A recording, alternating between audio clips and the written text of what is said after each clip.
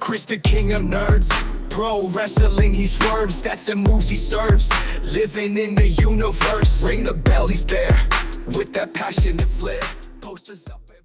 Hey, thanks for hanging out with us again, another episode of What Am I Nerdy About? Griffin hanging out with Fonte Flame, Joe. Hey man, how's it going? What's up, man? Hey. How you doing? I'm glad to be back. Good, yeah, so, kind of the regular co-host, and I figure we'll just kind of catch up about pop culture on here, talk about what's new, what's in the news, both being wrestling fans, one of the big things, of course, the big Cena retirement. You can't see him no more after Yeah. that. He's done. Well, you'll see him only in suits. He'll be back for the Hall of Fame. He'll be back to promote they just announced today, a documentary that they're doing about the retirement. Talking about that being on Peacock, so who knows where you can catch it. Just, It's gonna be good. hey, if you're a wrestling fan, get that VPN so you can just catch whatever you need to catch wherever you need to catch it. Like, Truly. dude, Saturday night's main event was on YouTube. Yeah. Outside of the States. You just had to change your location, man. So crazy. So no commercials on the YouTube either if you got that YouTube premium. So. Yeah, I think Stephanie McMahon actually told Yeah, the she world promoted it. Yeah, she was like, get a VPN. Yeah. And shouts out Stephanie.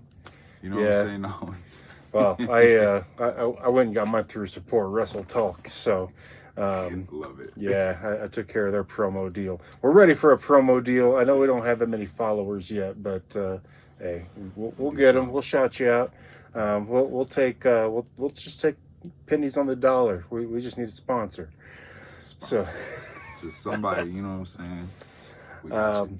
So the Cena retirement. Of course, the big thing is the finish, right? Dude, he that was tapped the out. first thing, yeah. He tapped out. Tapped out, man. Never give up, man. Gave up. What were your thoughts on it?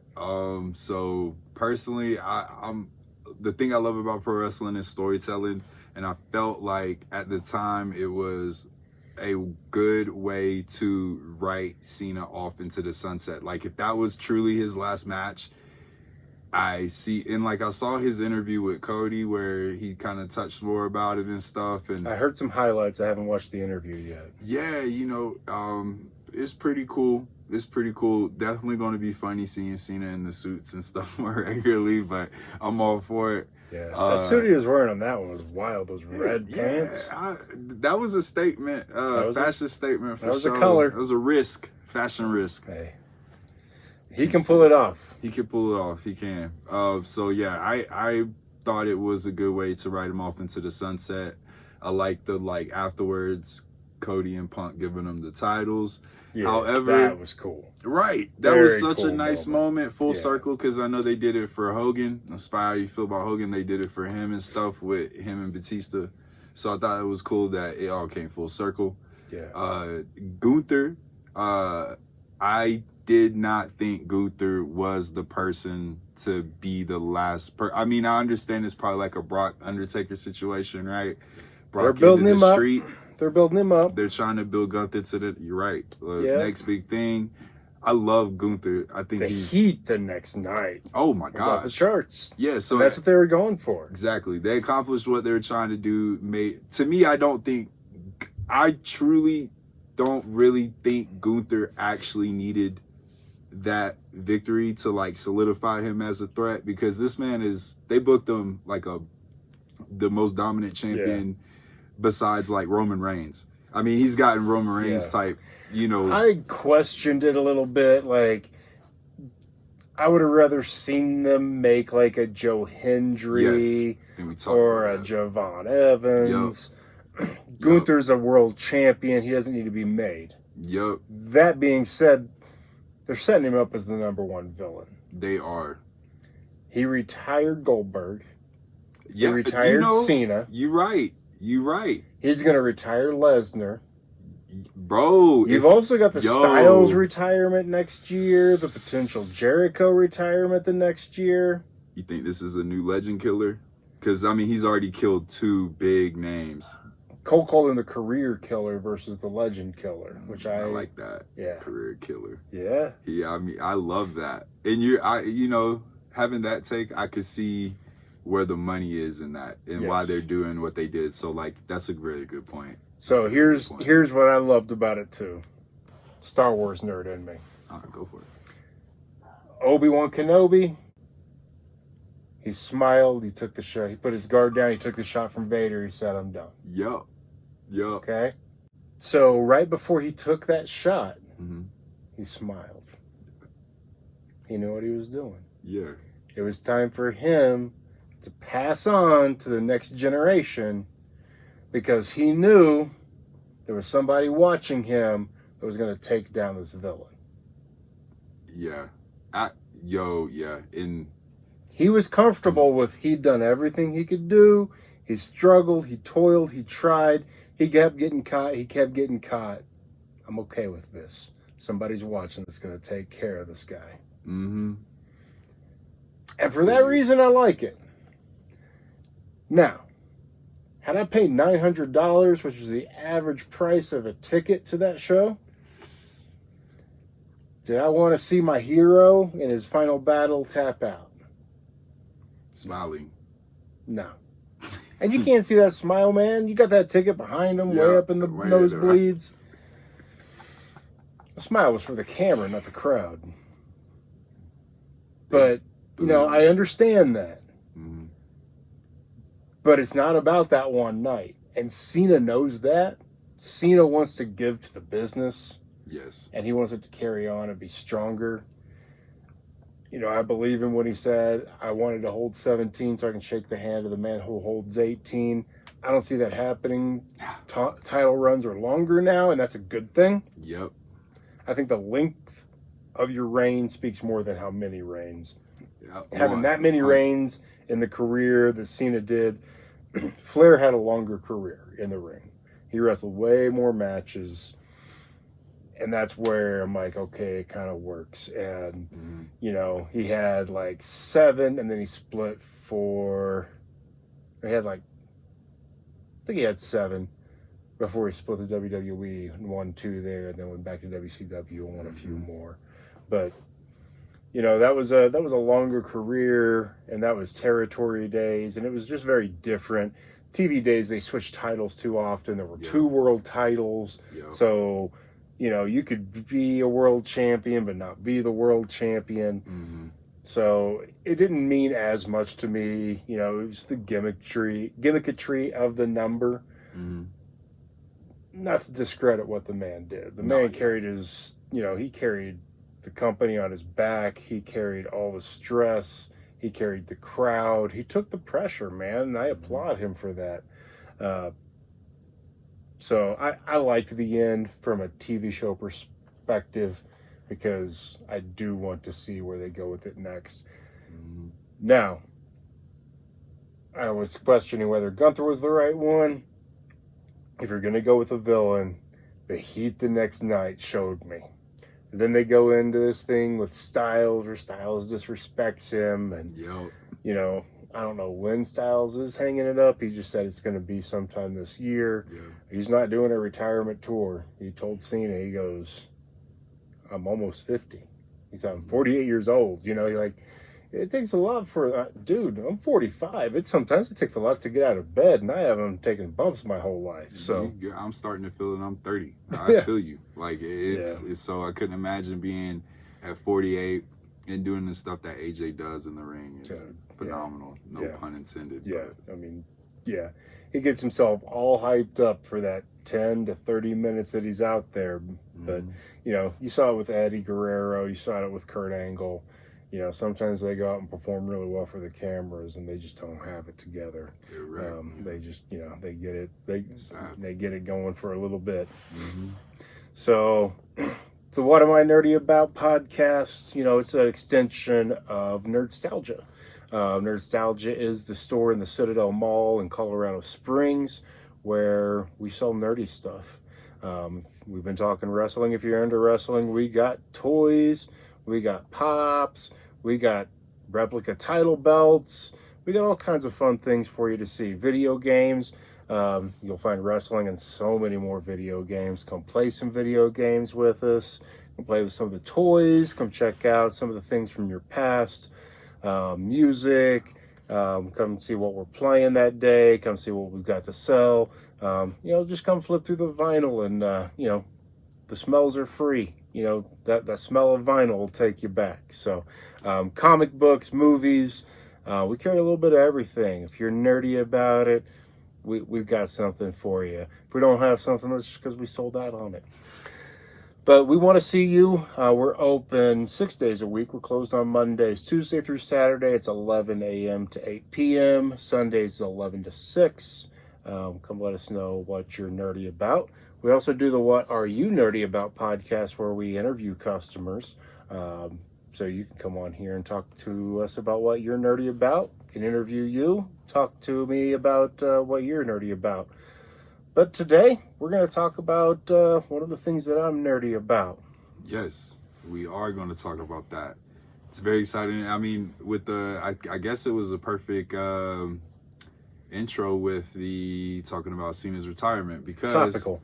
Right, very topical. Yep. It's on point with what we're going to discuss here today. So, Griffin, what are you nerdy about? Man, it is one of the things that I am nerdiest about. Is pro wrestling. Yeah, man. It is so much deeper. I've taken a lot of flack over my years. Same, bro. You watch that stuff, but bro. It's that they had a campaign once. Get it? Like you either get it or you don't. Yo. But today I'm going to talk a little bit about my nerdiness, my love of wrestling, all of that kind of stuff. So, where you want to start? Well, I definitely want to say I've been waiting on this topic to come up for the discussion and everything like that. This is an exciting topic for the both of us, but I would love to know what got you into wrestling. I guess that's where we want to start, right? Like, what got you in? So, yeah, tell me about that. Okay. I think it goes back to, I'm just kind of curious about it. My dad used to make fun of it, like that fake pro wrestling stuff. And that's all I really knew of it.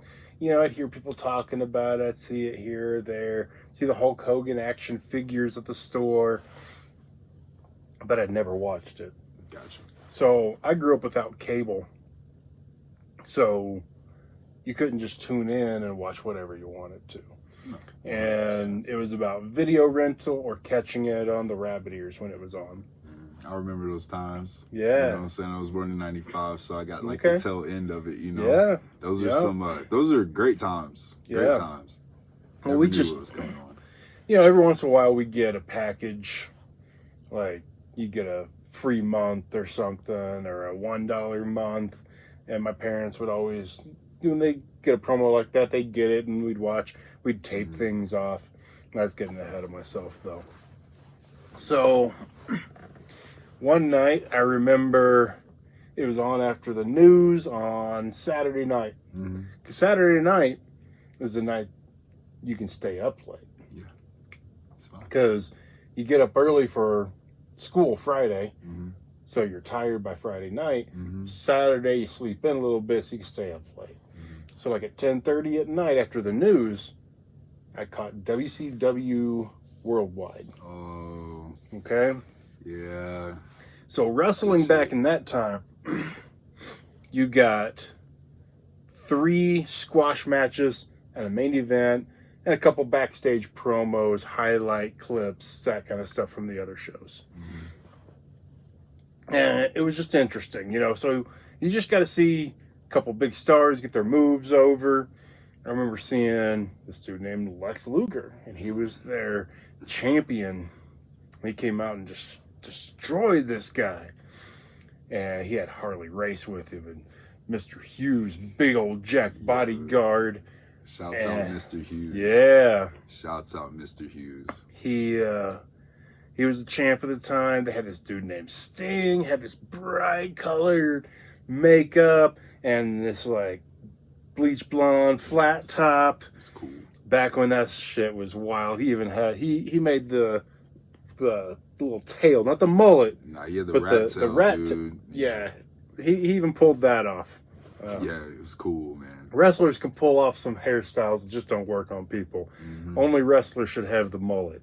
Shouts out Enzo Amore. Yeah, there's some good mullet. Mike Bailey, dude, that is a mullet, and the dirtiest of all the mullets is the Dom. I seen a dude in the airport. This is a sidebar. I seen a dude in the airport one time, had the exact same mullet, dressed like Dirty Dom and everything. Turns out, not Dirty Dom. Yeah. Yeah, I was like, wow, he's influencing fashion. Like, it's wild. Yeah, that's not crazy. A good one to emulate, man. There's, this is the dirtiest. yeah. People didn't emulate Hogan and go with the skullet either, man. It's just wrestlers can have a look that other people just don't have. Good old thunder lips, man. Yeah, AJ Styles, man. He said when he retires, his wife said the hair's got to go. She's tired of it. So I can understand that. He started with the short hair, man. He was a good-looking dude back in the day. Started with the short, man. When I met, I met AJ Styles when he did Georgia Championship Wrestling in like 2004, 2005 in Columbus, Georgia. And at the time, he was the NWA TNA X Division champion. And then he also came back one time and defended the NWA World title.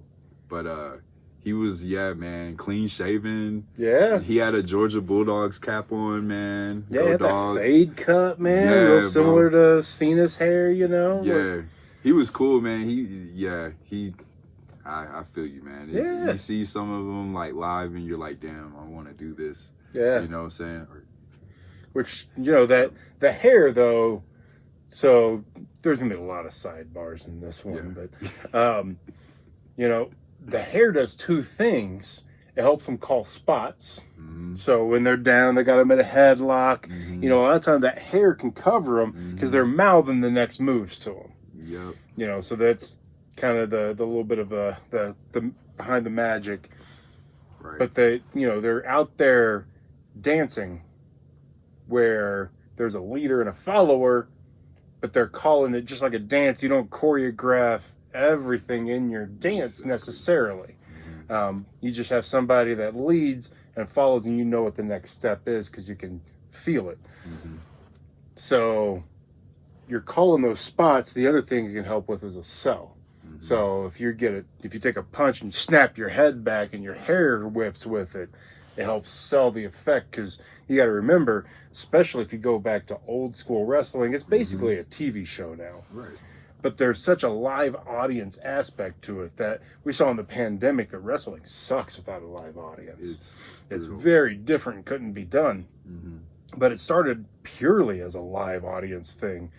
And you had to make sure that the person in the very back row of the stadium that you were in, it registered with them what you were doing in the ring down there. So like I said, the hair really helps. As you snap that back, they're like, oh, he took a punch and he whipped his head back. Gives that whiplash effect and helps buy into the magic. So that was the first time I saw it. Okay. Yeah. There was a kid in my elementary school that was into WCW, and he had some tapes of what was considered like one of the worst pay-per-views ever was the Battle Bowl. And that's where you got random tag teams, and I loved it because this was the first pay-per-view I ever watched, but you got random tag teams together.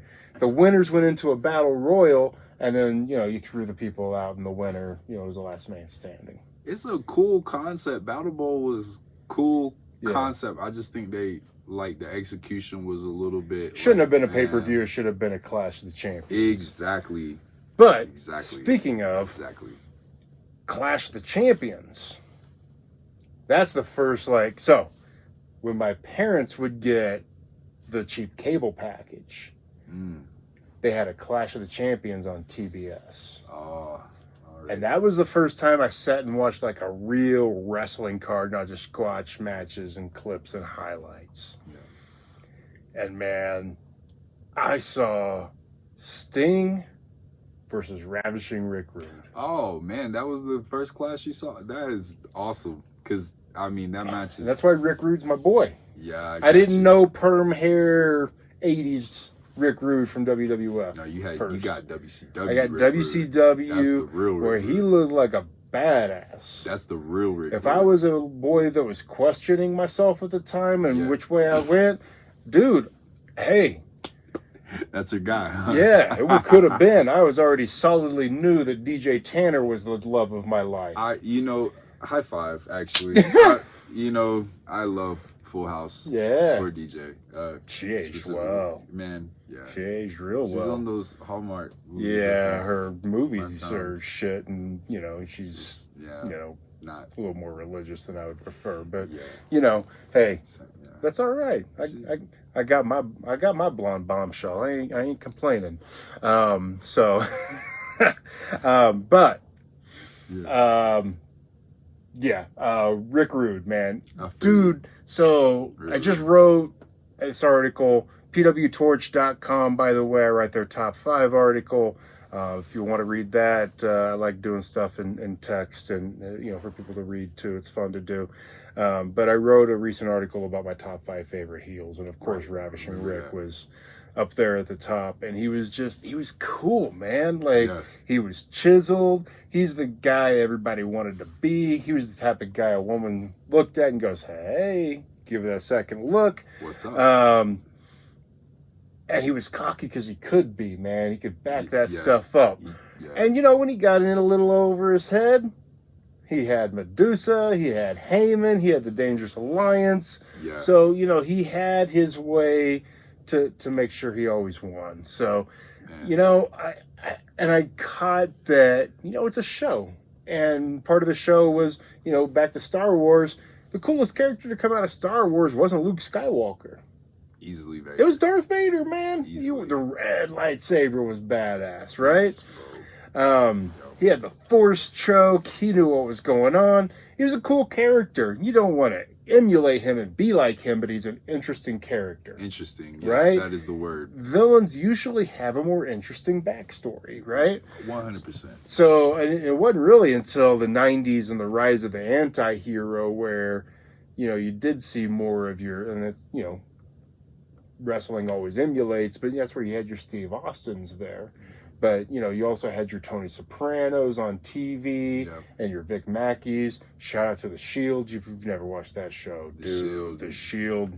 Great show. I used to see previews for it when I was growing up, The Shield, and it looked very it's so serious. Good. So looked good. Real, it looked real. So, Sting influenced, his main, when he reinvented himself with the Crow, the Crow came out during that time and made that, obviously Sting took 95% of that, and took it in and made it his own. And, it's very cool. It had so much of an influence, that pop culture. So. That was a Scott Hall thing too. Shout out Scott Hall. Yeah. Man, dude is a genius, gave him that idea.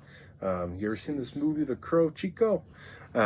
So rest in peace, man. Yeah, I love the bad guy. Yeah, same, bro. One of my favorites easily. So that's where I got in. Yeah. So it was WCW. My dad used to be a maintenance guy at an apartment complex. So people would leave stuff behind. He'd find stuff. One time he found this VHS tape, and it was a little clash that had Sting versus Flair in that 30-minute draw that made Sting and then I found the video store. I was renting these old Dusty Rhodes and the Road Warriors. Yeah. Started watching a few WWF ones too. I didn't like how cartoony the WWF was though. Especially around the Papa time. Shango and Hulk Hogan and the Ultimate Warrior. It just didn't do it for me. The Undertaker at the time, was cartoony. Yeah. So really, that wasn't doing it for me. But I found wrestling when I was 11, 12 years old. So I wasn't a kid. So I didn't get into the kid wrestling. Mm-hmm. I liked the wrestling. I liked Dustin Rhodes. He was a rookie at the time coming up. His dad was the booker, which I didn't know that at the time. Stunning Steve Austin, who had that belt right there. NWA World Television Championship.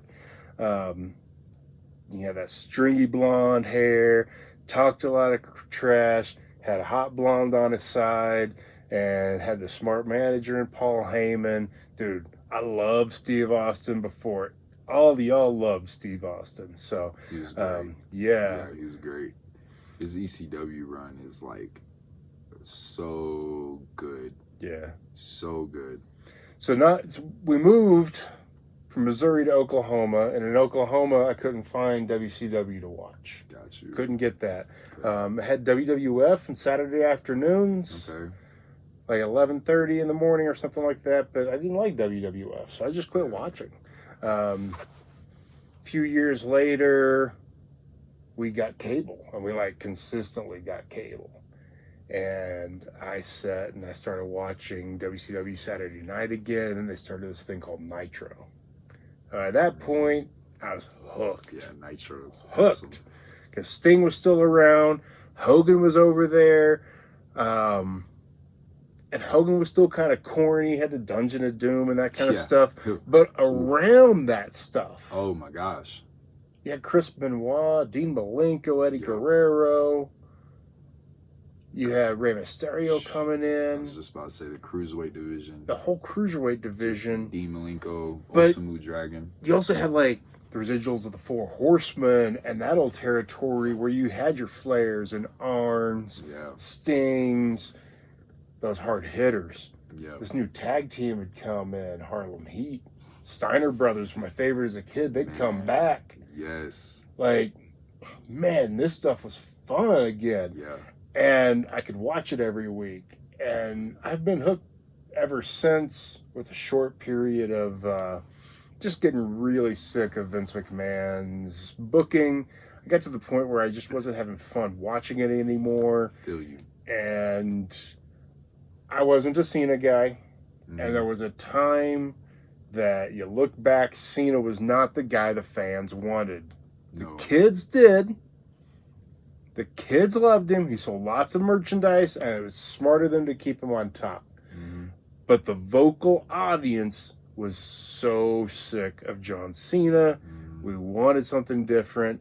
Then when we got something different, it was another pretty boy in Roman Reigns. We wanted a wrestler. Like, we were happy when we got We did Bryan want a wrestler. Danielson, when he got that win at WrestleMania 30. You know, we were happy when Benoit and Guerrero got the Yeah. 20 spot. But we never got our new version of a Bob Backlund. We kept getting new versions of Hulk Hogan. And we wanted yeah. a Bob Backlund, a Bret Hart, and it kept being, Shawn, something. it kept being the same old, like, Yeah. big guy, good looking dude, could have put him in Hollywood. Like, Yep. I understand that, but that's not what wrestling fans always want. Yep. And I was sick of Lesnar. I don't Mhm. think, look, if he's playing a character to the point that he's a heel and he wants me to hate him as a person, good job. Everything I've Good ever job. seen of him, he seems like he's an asshole, and I just don't like him. Yeah. Is he a freakishly strong man and a brilliant wrestler? Absolutely. Brilliant. I just don't like him. So I got sick of him being pushed. Like, we want something new. Here's Brock again. He won the King of the Ring. No, not King of the Ring. The Money in the Bank. And I was just like, I'm out. So I'm out. that time period. Tapped out. That is about, I checked out too around, I think, what got me back into it is I went to WrestleMania 27 in Atlanta, Georgia, Mm-hmm. but it didn't really, like, get the match that got me back into it will Edge and Christian and Punk and Orton, but like other than that whole card was like, Yeah. you know, Miz and Cena, and then like you said, Cena and Batista. I really Yep. wasn't gravitating towards them as much as the ones you mentioned, Guerrero Yeah. and Benoit. But And I love Punk, and when Punk walked away, you know, some of my love for wrestling walked away. Same, man. So Same. then there was the pandemic. Now, I never missed a WrestleMania or a Royal Rumble, Mm-hmm. ever. because I've watched them all. Yeah, I feel you. And the Royal Rumble's always a fun match. So, you know, and I always kept up on the news kind of peripherally. Yeah. You know, I'd tune in to WrestleLamia or Wrestle Talk. Those are a couple of my favorite just recap YouTube channels. Shouts out to those channels. Yeah. So I always kind of knew what was going on. Then my buddy Larry, and this is where I find out if my friend Larry listens. Let me know if you listen, Larry. He said, hey man, I'm going to WrestleMania. And it was on my bucket list. I wanted to go to WrestleMania someday. And even though I wasn't watching, I'm like, okay, I'll go. It was in Dallas, so they had to fill that stadium. It was the first time that they were able to fill a stadium for WrestleMania after the pandemic. Because the year before, they had to do space seating. Yep. And the year before, there was no crowd. So he invites me to that. And, you know, I'm like, okay, this will be fun. Like, I had the money at the time. Back when people were buying mattresses and that I could make money at that job. I love this job way more, but I don't make money. You know, nerdstalgia.shop. Spend some money, then help me out. You know, swing by the store. You know, enjoy the nostalgia. Buy something. Lots you can buy for $5. You know, Spend some money. Just support us. Subscribe, like, share. That all helps too. Spend some money. Yeah. So I went to WrestleMania. We went to WrestleCon. That was a blast. Oh, we went to a midnight GCW show. Oh, see now. That was so much fun. Yeah, And while WrestleMania, I didn't have a blast with all the matches because I didn't have all the backstory with all the matches. And then the main event of the whole thing was Brock versus Roman. And we've already established, like, those are two of the guys that pushed me out of loving wrestling. But I saw that Roman was a heel now. Yeah. And I'm like, oh, yeah. I kind of like this. And I always liked the Usos. And I liked them being heels with Roman. So, you know, kind of going back, watching some of that stuff, seeing what that's all about.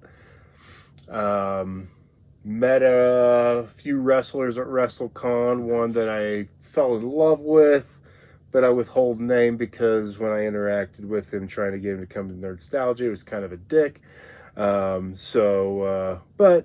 he did reinvigorate a lot of my love for wrestling and really got me to love comedy wrestling.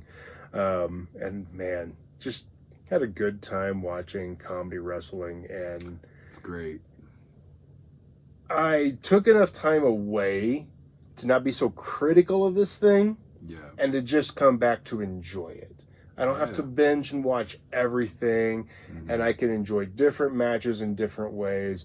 And really, I look at wrestling like I look at comic books now. Like, there's the DC universe, there's the Marvel universe, there's the gritty worlds of the indie comics, of like crime noir comics. You got like manga, Japanese, you know what I'm saying? So it's just different genres. So, you know, you can watch something like AEW where, you know, it's these matches, like the typical match can go 20 minutes. And then you watch WWE, especially WWE of old, and these matches go like 7 minutes.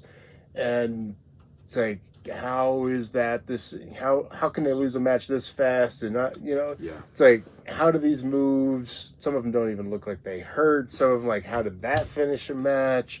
You know, I remember Wade Keller used to talk about how Cena's finisher looked like what a fireman would do when he was putting the grandma down. Man.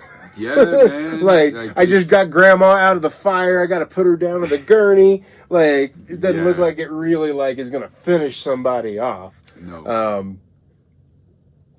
But in that universe and in that world, it works. So, you know, that's where I kind of like, hey, I can enjoy these different genres of wrestling. And I just rediscovered a whole new love for it while I was there, man. I love that. I love that. I love that you also got to meet the people behind it too, and like find that. And then that's a great Met time. Rob Van Dam at WrestleCon. See, that I'm supremely jealous of, man. Rob Van Dam. Shouts out Rob Van Dam. That's like one of my top 3 favorite wrestlers of all time. Like Sting is number 1. Rob Van Dam is like it's a tie, him and Sabu, man. 2 or 3, bro. They're amazing. Well, I met them both. Amazing. They were both there. I got my Sabu. pay for the picture with RVD that I got. If I showed you that, Man, you know, I might have to see that out. Okay. Yeah, because that's super cool. the coolest person though, Vicky Guerrero. You know, She was the awesome. sweetest woman. She took her time with us. She really made us feel like she was just honored that we wanted to talk to her, you know? She was so cool, man. Man, that's awesome. She was awesome, yeah. I love to hear that, man. Shouts out Vicky, man. Man. Who else did I meet?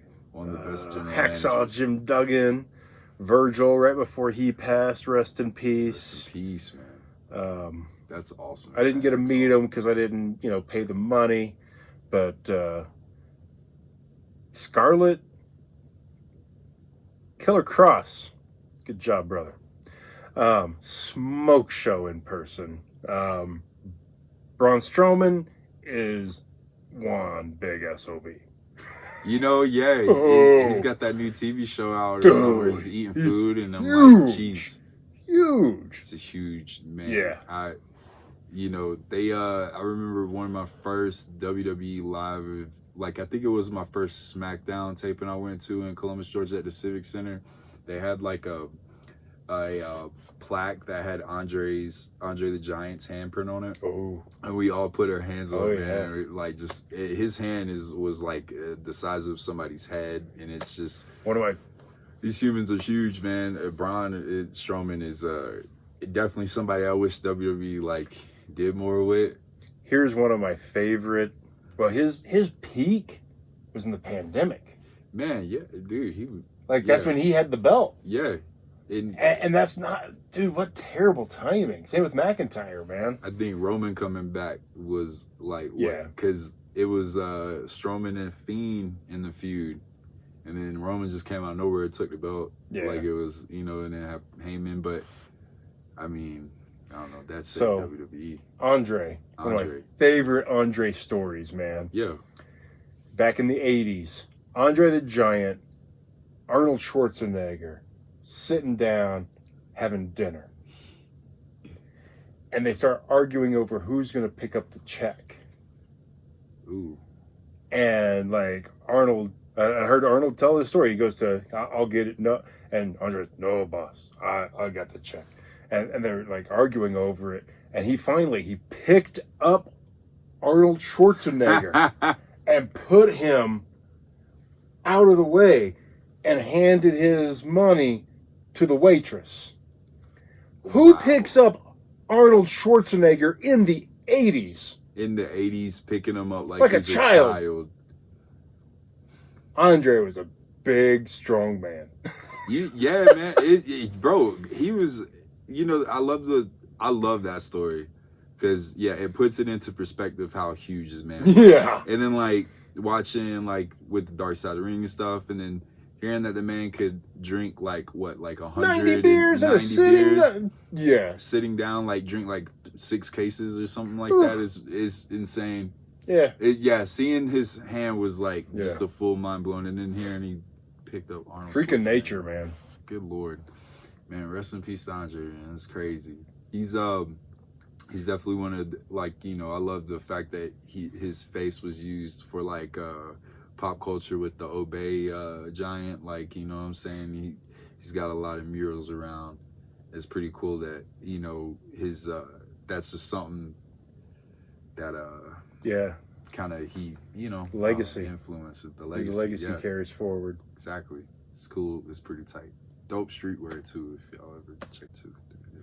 All right, so another thing I'm curious about is why are you so passionate about pro wrestling? Like what, you know what I'm saying? Ignited that fire. Yeah, it definitely stuck with me. I think there's a lot of things that go into it. That's where I saw my heroes. Yeah. That's nice. Again, I'm a comic book kid too, so you do see Superman and Batman, but these were real people. And Sting was the stand-up guy, and it just kind of learned a lot about life. It's simple storytelling. Yeah. There's good guy, there's bad guy, there's winner, there's loser. Sometimes the better guy loses because the one guy cheats, or and that's what life is, man. Cheaters win sometimes, and but you still cheer for the guy that does the right thing all the time. And he still gets his flowers, he still gets recognition, he just doesn't always win. So I think between looking for heroes, different times of life, kind of idolizing or seeing what you want it to be. Yeah. There's lots of going through school, getting picked on, getting bullied, trying to find your place, stop feeling like you find your crowd.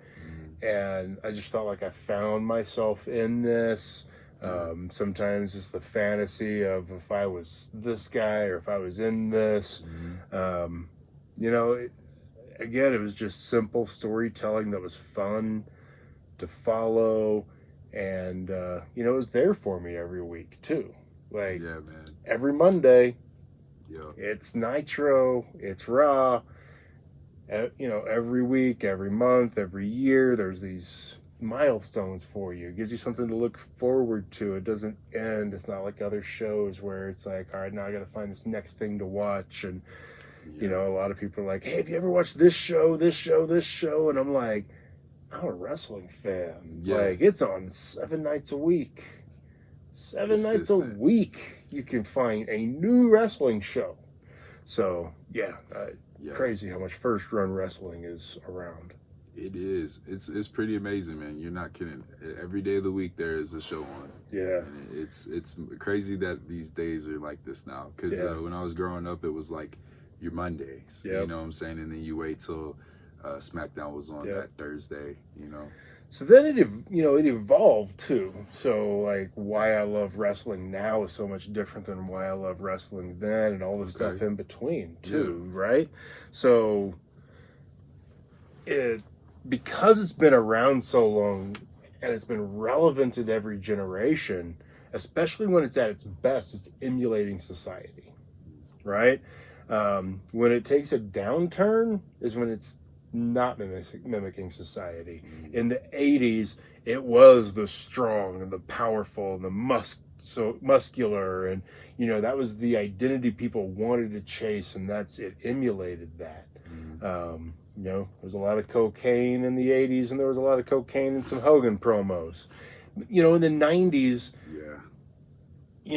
that Generation X came to age where it's like, man, these people of the 80s, they didn't really have the best interest of society. You can't trust leadership.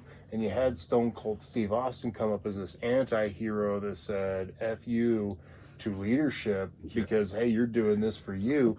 That old 80s villain was the billionaire, and Vince McMahon was perfect for blue collar Stone Cold Steve Austin, who was ready to throw up middle fingers and say, screw you, I'll do it my way. Yes, loved it. So it emulates society so well that I love that it is everything in entertainment, right? Like, it's so relatable. There's so many lessons in it. I've parented my kid because we watch wrestling together, and I'm like, it's like this, how you overcome adversity, and you see people lose, but then struggle to get the next title shot and then win that title that next time, and learn from mistakes, and it's just so full of storytelling and lessons being learned. And what's going on in society, everything from the fashion, the music come out to, it's fun, it's comedy, it's drama, it's action. and then just my respect for it, man. Like 100%. the fact that they are, we talked last time about hip hop and jazz. Yeah. And dude, wrestling and jazz. Very much so. Right there too, because again, the start of the match, the finish of the match, these highlights and spots that you're going to feature, but you don't plan the whole thing out note for note in a jazz song or move for move in a wrestling match. So a lot of it is, hey, let's do this transition, this transition, this transition. This person takes over for a little while. This person takes back over for a little while. And they're kind of dancing back and forth. And they're listening. A good one is listening to the crowd, knowing when to apply the headlock, how long to apply the headlock, when to get the crowd, like, really want the babyface to come back and cheering for it, and when to make the comeback. Like, the crowd control. Yeah, man. And the things that you can learn as a hip hop performer, as somebody who needs to listen to an audience from a promotional, what are you looking for standpoint, to have the right products at the store, display the right places at the right time.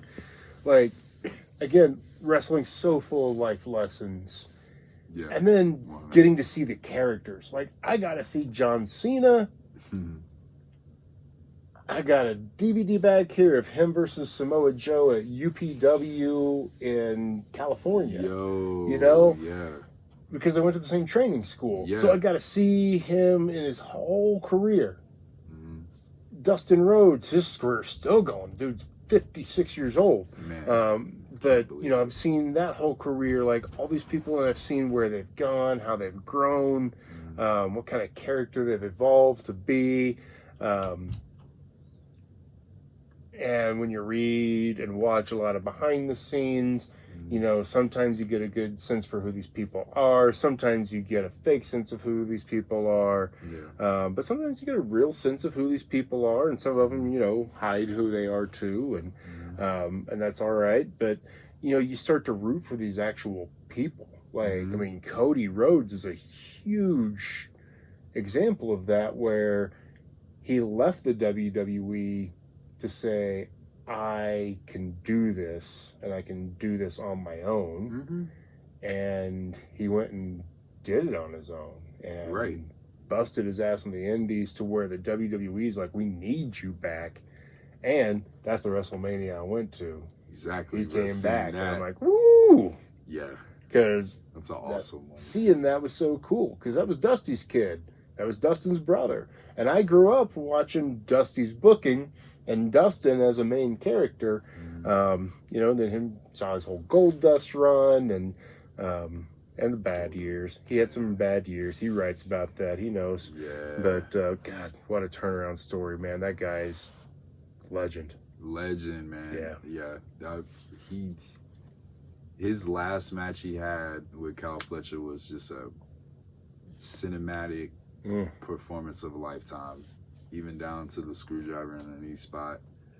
I was like, low-key, I was like, I see how they did it, but like, it was just such a gnarly visual. Yeah. And then for him to go out on that, like just the Ultimate Warrior Bushido way, it's very cool. Yeah, Dustin's a good one, man. Cody is very, very much of just a quintessential baby face. Like, he put himself out there, you know what I'm saying? Put his real self out there. Yeah. And I like it a lot, man. That's awesome, man. That's awesome. That's awesome. So where would you recommend somebody get into it if they wanted to discover pro wrestling on their own? Oh man, so like I mentioned earlier, there's genres, right? There's comedy wrestling, there's hardcore wrestling, there's deathmatch wrestling, there's old territory wrestling. WWE, WWF is the big entertainment, sports entertainment, big moments wrestling. So it really depends on like what you think you would be into and what you think you would like about pro wrestling. The nice thing is now, like, there's so much stuff that's just free on YouTube. Yes. And, I would just start with like a history of the WWF era or WWE eras. and just learn about some of the basic history, who these people are, who these characters are. Netflix, one of the smart things they did when they signed a contract with WWE is they had these character profiles for like their top stars. It's like 8 different people, and it'll show you like who they are, key things from their matches in the past, their key moves and holds, or good guy, bad guy, or transition from this person to that person. They've held these titles, have been wrestling that long. Cool little 10-minute character profiles. But the best way to just it's because it's every week. The best way to do it is just watch it, and watch it every week for like 6-8 weeks. 6-8 weeks in, you have not found a person or two that interests you to follow it. It may not be for you. But even my best friend who doesn't like wrestling, like she would never watch wrestling if it wasn't for me. Like she got very into some of the Tony Storm, Mariah May stuff, but very much the Rhea Ripley, Liv Morgan stuff, and the Dom love triangle, because Dom is the best thing in wrestling. He's the future of the sport. So his what they doing? They're doing Gringos Locos in AAA. AAA right now in AAA. I love that. But so I feel you, man. He's great. He's great. That's tight. So there's lots of ways to get into it. We'll have future what am I nerdy about. We'll be discussing, like last week it was kind of just hip hop. This week's wrestling. Another time will be we'll do the big genres like movie fan, that kind of stuff. But then we'll get into like the nuts and bolts of nerddom after we cover all of those. So man, most definitely. And wrestling, it's such a big part of my life. Not only am I nerdy about it, I love it, I learn from it. I mean, business lessons that I've learned from it, and how to fail, and how to things are cyclical, or so many business lessons. I mean, I wrote a whole article about business lessons that I've learned from pro wrestling, and when to spend money, how not to spend money. That combined with a lifetime in retail is really all the lessons that's my college that I graduated from. So because it's such a big part, it's a big section of my store with the toys, the belts, that kind of stuff. But it's part of the grand opening as well. So 100%. We're going to have Fonte Flame spitting a set out there. We're going to have movie directors out there. We're on some cosplayers. I'll announce more about that later. I've got skateboard designer, dude. He's making this big backdrop of like Ultimate Muscle, like a figure card that you can stand in front of and have your picture done. Yeah, he was showing me this. It's gonna be hot. It's gonna be so cool. Ultimate Muscle, man. Yeah. So we'll have Space Ghost out there doing 3D prints of whatever you can imagine. You want a replica prop hat, dude? He still needs to get me that Night Quest Azrael Batman with the light up chest. I just want that sitting in the store as the prop piece to advertise the stuff. So, Chris, get it going, man. We need another one of those to sit in the store. So the big draw on it, it's going to go from 11 to 4. It's going to be June 24th, and BPW, Battleground Pro Wrestling, out of Greeley, Colorado. They do a great show up there, and they're going to be bringing their ring to the Citadel Mall on the 24th, and we're going to have a wrestling show in the mall. We'll have a match at the top of every hour, starting at 11 a.m. Up till 4 o'clock. So it'll be 5 matches that you'll be able to catch. And in between that, you'll be able to catch the vendors. You'll be able to visit Space Ghost. You'll be able to visit Ultra Mega Skateboards. catch up with the movie director, Dennis, and his Mark of the Werewolf movie. Learn about where to subscribe, get your new comic books. Like I said, we're working on a couple other surprises. Fonte will spit his set there. And we'll have all kinds of sales at the store too, where you can save, and you never know what you're going to find there. So whether you're looking for comics, music, movies, video games, toys, any type of collectibles that go along with the pulp culture that we talk about, we got all kinds of stuff, and we'll have all kinds of savings and sales for you. And yeah, come in anytime that we're open, which is Tuesday through Saturday, 11 a.m. to 8 p.m. Sundays, 11 to 6. Closed on Mondays. And stop in, see what we've got. We're downstairs from the food court or just inside the Platt and Shelton entrance. So let us know what you're nerdy about there. January 24th, man. All right. Don't wanna miss out. All right. Leave us a comment. What do you think about wrestling? What's your memories? What are things that you're nerdy about that you might want to hear about on here? We want to hear from the subscribers we have. We want you to share this and find some more subscribers so we can grow our community here and nerd out every once in a while together. Yes, sir. All right. It's been a pleasure chatting. All right. Thanks, Joe. Anytime. This is Griffin. We'll see you next time on What Am I Nerdy About?